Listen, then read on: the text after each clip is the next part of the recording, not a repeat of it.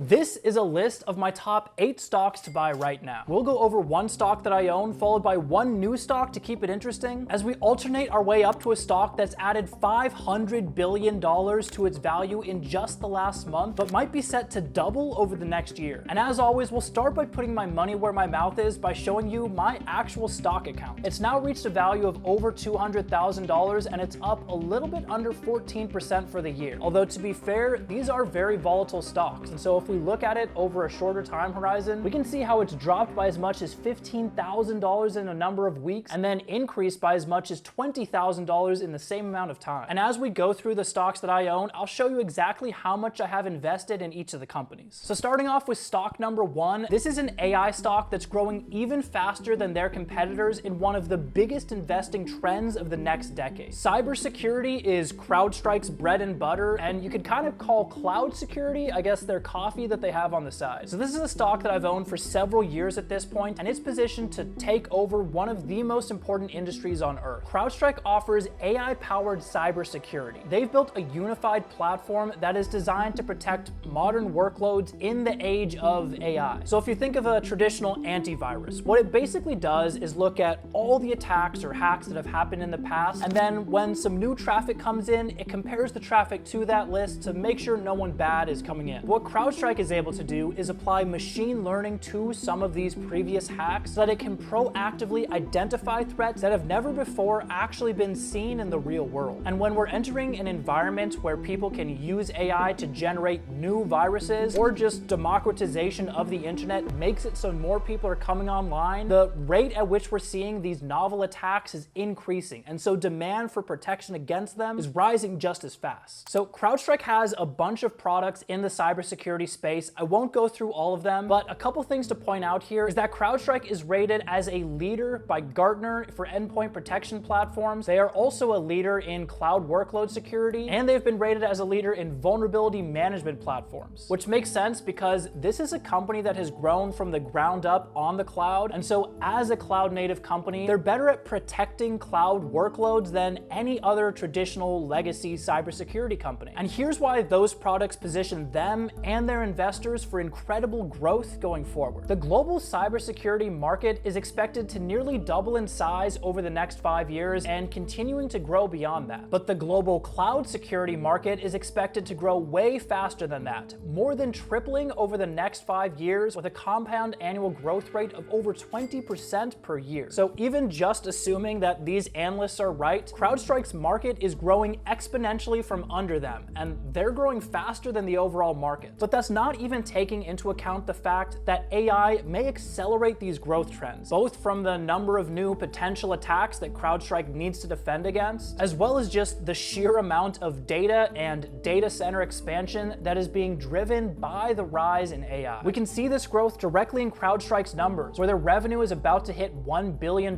per quarter, and it's growing at 33% year over year, and that's not a one-time thing. It's grown by that amount for the last 3 quarters. On top of that, this company has recently become net income positive. They produce a ton of cash, and so as long as this company can simply continue executing, they have a massive runway in front of them, which is also the reason I own exactly 100 shares in this company at a current market value of $38,500, and that has almost tripled the amount of money that I initially put into it, not even including the fact that I owned the stock a couple years ago and it doubled then too. So that's one stock down, but let's move to a stock that's outperformed Google, Microsoft, and Samsung combined since 2022. Meta has had its fair share of memes around Mark Zuckerberg's decision to invest billions of dollars into metaverse technologies that felt clunky and kind of cartoonish to users. But while it's true that Meta has so far lost several billion dollars investing into VR, they've also made their investors a 450% return since November of 2022. And they may have a lot more returns for investors willing to hold for the long term. So here are 3 opportunities for Meta to double their business in the next decade. Number 1 is generative AI. A lot of people may not know this, but Meta is actually one of the biggest leaders in the generative AI space. They just haven't really talked about it as much as companies like Google and Microsoft. For example, Meta Assistant was actually built using Llama 3, but they didn't just build it using Llama 3, which is basically an open source version of ChatGPT. Meta actually created the original Llama 3 model, which at this point is basically basically at parity in terms of how advanced it is compared to GPT-4. And they've also created a ton of other models that people use all the time, including music gen, cybersecurity evaluation, and even tools to help with coding and understand how large language models come to the decisions that they do. If Meta decides at any point to pivot and not just open source these tools, but actually apply them and sell them as well, this could have a massive effect on their business beyond just improving the engagement on their platforms. Which leads us to the second thing that could cause Meta to double over the next 10 years, which is Metaverse. Now, hold your pitchforks for 1 second. Now, Meta's Metaverse is obviously not yet ready for prime time, but I think that's why now is also the perfect time to invest in this new technology. So Jeff Bezos, this is a bit of a non sequitur, but I promise I'll tie it back. Jeff Bezos is probably the most successful internet entrepreneur of all time. And he gave this really interesting talk after the dot-com bubble of the early 2000s, which Amazon is one of the few companies that survived. And for anyone who doesn't know, the dot-com bubble was basically a massive hype cycle where anyone who put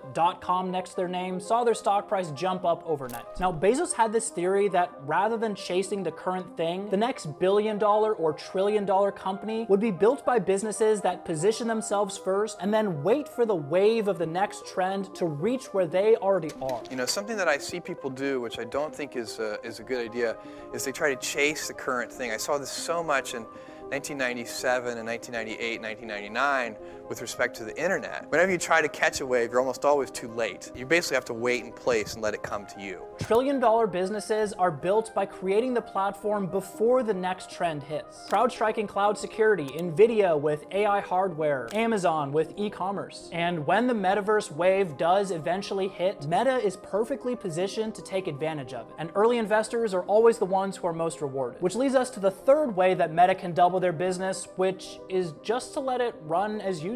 We know that as more and more internet content is created, realistically screen time is going to continue to rise, whether that's on 2D screens or in virtual reality. And so I read this really interesting breakdown of Meta on Mobi, which is mobile only, but I'll share my screen. So the author of this article calls out how there's basically two ways for Meta to just grow their existing business. The first is to just expand their existing engagement, especially using AI and other algorithmic enhancements. In fact, during their earnings call, they called out how their AI tools had boosted video watch time by 25% on their platforms. And then the second way that they can just double their existing business is by becoming more efficient. We can see that revenue growth has been growing consistently across all regions that Meta is involved in over the past 4 quarters. And then on top of that, we've also seen their expenses as a percentage of revenue declining over the same time period. So they're making more money and they're spending less money to earn it. That means that profits are going up. If you want to read the full report, you can find it in the description, but the point is, Meta's existing business is already improving extremely well as is. And so if I was a Meta investor, I'd be pretty happy just holding on to the stock, even if the metaverse doesn't end up panning out. But let's now pivot to a new AI stock that I've recently bought into, which may soon have a monopoly on AI for the government. And while a monopoly sounds like a bad thing because it's not good for consumers, that is the ultimate goal of a company, to beat out all the competition in their space. At least that's what Peter Thiel believes, who is one of the biggest investors in Palantir. So I've talked about Palantir before and how they're applying their deep knowledge of secretive industries like banking or even the CIA to making those businesses run more efficiently. But for this list, I'm going to focus on one aspect of Palantir that I feel like the overall market is still missing, that could very easily triple their value to investors. So fundamentally, Palantir is a data company, or at least they're experts at organizing data for other companies. They're able to layer in AI to this data to basically bring up insights for the company. So imagine you have a dashboard of everything going on in your business or in your secretive organization of choice, and you can basically say,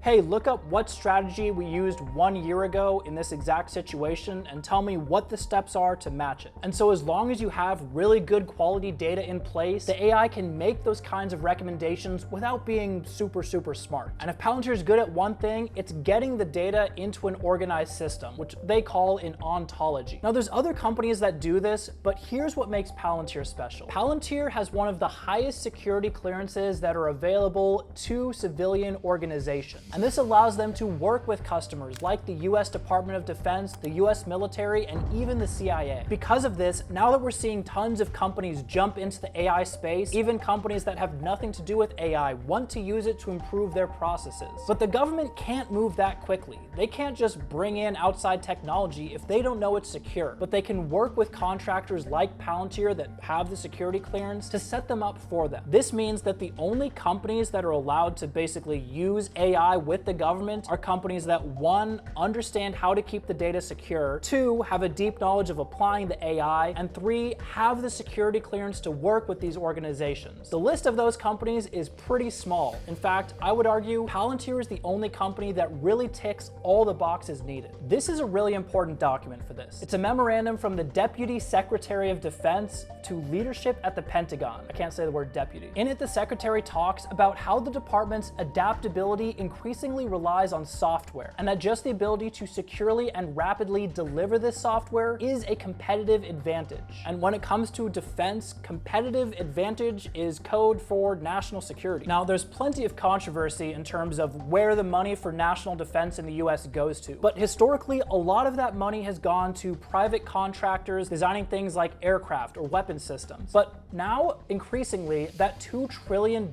in budgetary resources is going to start moving toward the software industry. And while Palantir has seen some run up in their stock price over the past year, they haven't seen nearly the increase that I believe they will see once they're able to start taking on some of these AI-driven government contracts. Now, their monopoly in this space isn't going to last forever, but I could see there being a 2 or 3 year period where they're basically one of, if not the only company doing this type of work. And considering how much value they're already delivering in the private sector, I see them doing something very similar in the public sector. I currently own 450 shares in Palantir at a market value of just over $10,500. And I'll be sharing all my latest thoughts on this stock as well as all the other stocks on Instagram, along with any other relevant investor information that I come across. If you try to find it, mine is the absolutely tiny account that sometimes doesn't come up on search, but you can also just scan this QR code on screen to go straight to my Instagram. Post a lot of great content on there that if you like this video, you'll definitely find valuable. But now let's shift from some of these high-flying growth stocks to what I think is a hidden gem among AI companies. So the best way to find great investments is to understand a company's business and not just their books. And you tend to see huge growth when a company has the perfect product when a hot new market appears. We've seen Microsoft make millionaires in a few years by offering AI to their existing cloud and PC customers. NVIDIA, of course, has made their investors rich off their hardware platform for training and running AI models. But these are massive companies that have already risen hugely in price. So for these next few stocks, I'm going to highlight some AI companies that have the potential to win big in the stock market, but I haven't seen a lot of people talking about yet. So there are basically 3 types of AI companies right now. The lowest level are the AI hardware companies, think NVIDIA. Built on top of that, you have the AI models created by companies like OpenAI, and then at the top level, you have AI applications, which are designed by companies like Palantir and Crowdstrike. So this next company is a cloud provider that actually hits on 2 of these categories, but hasn't been getting nearly the attention that the big providers like Microsoft and Google have. Oracle is the 3rd largest software company in the entire world, and they are one of the big cloud providers in the US. And probably most importantly for investors, they're one of the few companies that are actually creating new AI models that haven't already run up crazily in price and are worth more than $1 trillion.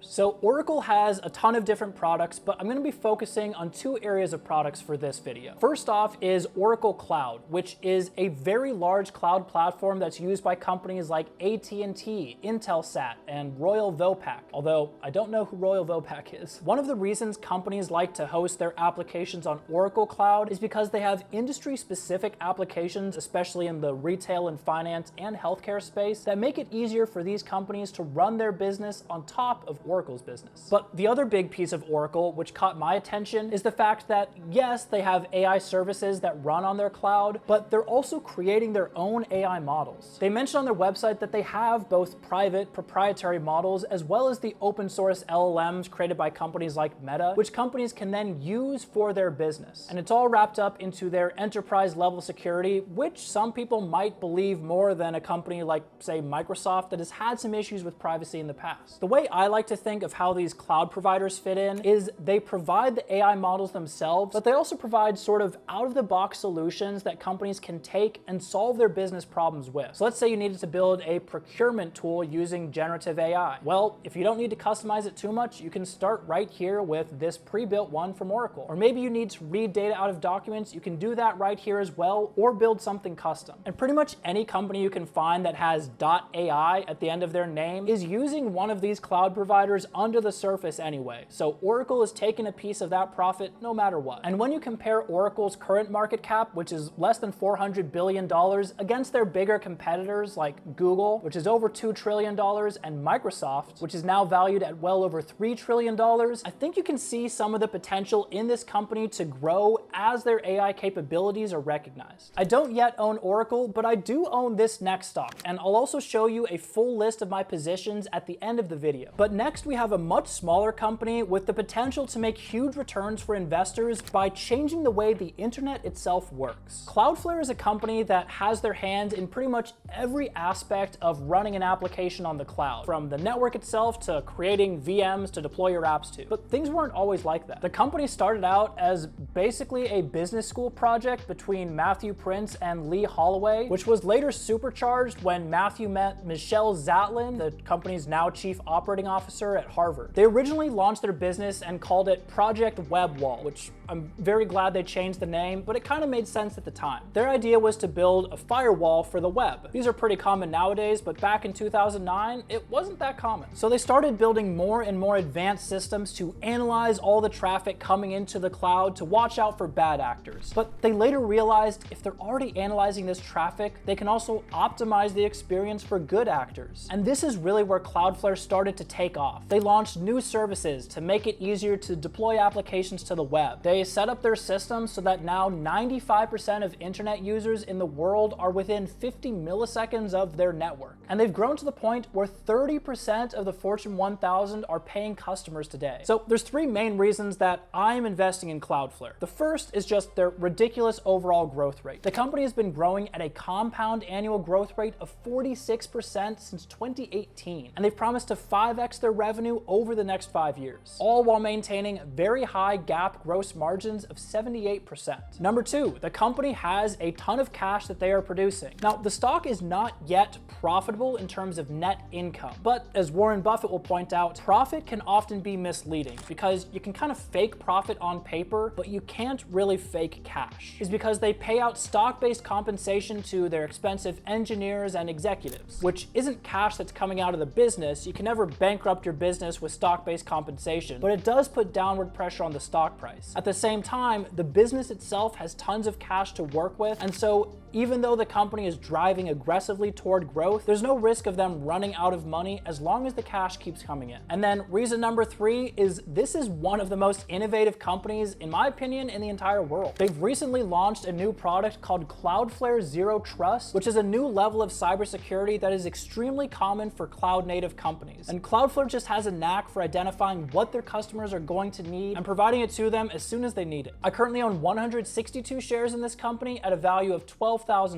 But let's take a step out of software for a moment and dive into a stock that you may have never heard of, but you probably actually own some of it in your portfolio if you've ever bought an index fund. Broadcom is one of the biggest stocks in the NASDAQ. You can see it's actually bigger than Amazon. And even though they aren't the flashiest company on this list, you've almost certainly interacted with their products in the past, which makes sense considering they're bigger than ExxonMobil, Tesla, and JP Morgan. So Broadcom was a semiconductor company, but they've managed to buy or build their way into basically owning the entire stack needed to develop and deploy an application. So let's walk through this stock from the perspective of a software company using their products. At the bottom level, their customers are the giant hyperscalers, AWS, Microsoft Azure, Google Cloud. Broadcom makes the high-performance switches, network interface cards, wireless networking solutions, and custom circuits for these companies company's data centers. In fact, Google tapped Broadcom to help design their AI accelerating TPU chips, and Meta is using them to build their future metaverse chipsets. Broadcom has projected $10 billion in AI chip sales for 2024. And then stepping up one level, you have the software that actually runs on these chips. But most companies nowadays don't actually write the code that runs directly on the bare metal servers that Broadcom is providing. Unless you're Roller Coaster Tycoon, I guess. So Broadcom has gone ahead and acquired all of these different companies, with some like VMware helping developers to build applications that will eventually run in those data centers. So VMware lets companies stand up virtual machines that can run across a bunch of different computers or servers, letting them either pool power to run more complex applications, or just write applications that can easily be deployed anywhere in the world, which is a big deal in the modern decentralized cloud age. I mean, everyone uses these guys. I think they own like 90% of the virtualization market today. They're just a massive company. And with Broadcom's other acquisitions in data management, cybersecurity, software now makes up 42% of their overall revenue, while their semiconductor solutions makes up 58% of their revenue. So there's been a lot of buzz around NVIDIA and how they're transitioning from a purely hardware company to a company that also produces software accelerators to help people use their hardware. But Broadcom, it looks like, has already beaten them to the punch. Now, this company is never going to get the big headlines like Jensen might. And given that all of these multi-trillion-dollar companies are reliant on their products, I wouldn't be shocked to see this stock very quickly climb into the ranks of the multi-trillion-dollar companies over the next couple years. I don't yet own Broadcom, but it is on my short list of stocks to watch. But Broadcom is a massive company. Let's talk now about the smallest company on my list with the most potential to moonshot and become a multi-bagger stock for its investors. Like Crowdstrike, ZScaler is riding the massive trend of cybersecurity, but they're addressing it in a fundamentally different way. Now, I mentioned this before with Cloudflare, but ZScaler is the leader in a form of security known as zero trust security. So when you think of a traditional network, you basically have a firewall around the outside, which acts like a moat to keep the bad guys out, which is great, but if they get past the moat, they have free reign to access whatever they want. Obviously, in a cloud-connected world where everything is distributed and you have tons of different connection points to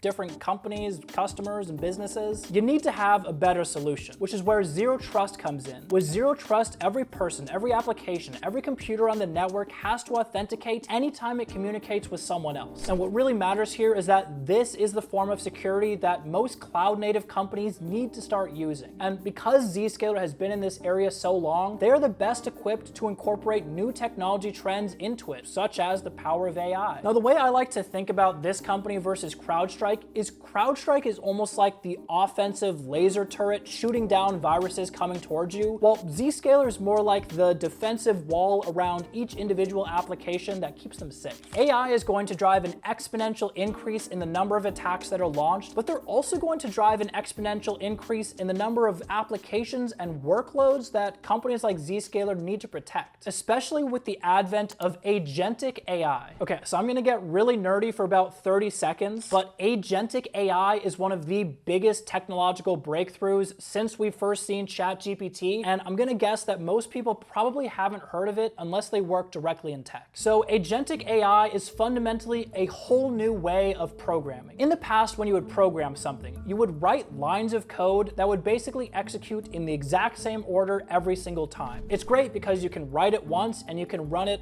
a million times if you need to. But what agentic AI does is, let's say you write 3 different programs that are very simple. Maybe one is for booking hotels, the next one is for booking a car, and the third one is for scheduling a flight. Well, what you can do is you can use an AI agent whose only job is to take whatever the user tells it and pick one of these 3 tools, 2 of these tools, or any combination of them to then run. So I could go to the AI and say, hey, I need to do a trip to Miami. So the AI can go, okay, first you're going to need to book a flight. It calls that tool. Then you're going to need a hotel. It calls that tool. Then you're going to need a car. It calls that tool as well. Now that might not sound that crazy, but what becomes really powerful is where you layer multiple agents together. So now instead of just having a simple program that books a hotel, what if you had an agent whose job is just to book hotels? And then they have tools they have access to, like open the website, type in the user's information, book through their credit card. Then you could have a user say, hey, I want to take a trip to Miami. The agent can then say, okay, I'm gonna call the hotel booking agent, who will then run all the code necessary. Then I'll call the car service agent, who will connect to the programs necessary. And then I'll call the flight agent to get the flights in order. What used to be running linear lines of code in order now becomes building a set of tools and just giving them to the AI to pick between. What this means is it's way easier to write applications quickly, and it means you're gonna have more points of connection that need to be protected by a company like ZScaler. Unlike a lot of these stocks, ZScaler hasn't seen a huge run up in their price over the past year. They're currently just over a $25 billion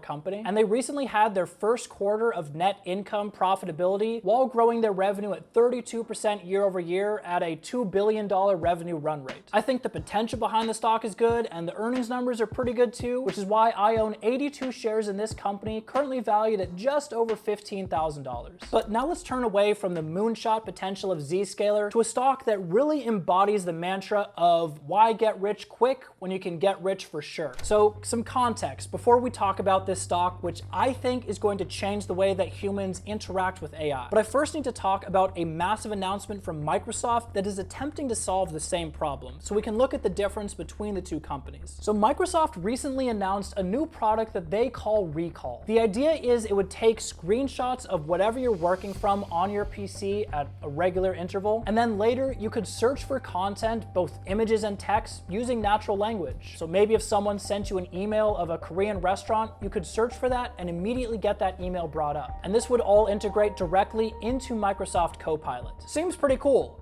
But as soon as they announced it, people pointed out some issues with this approach, namely the fact that screenshotting everything is kind of a security disaster. What if you have your bank account open and it takes a screenshot of your account number? Or maybe you store your password as a sticky note on your desktop. I know you do that. And now the AI knows the password to your accounts. So a lot of these AI stocks kind of connect to security, and that's because the only thing that realistically can slow down AI's advancement is the security and privacy concerns.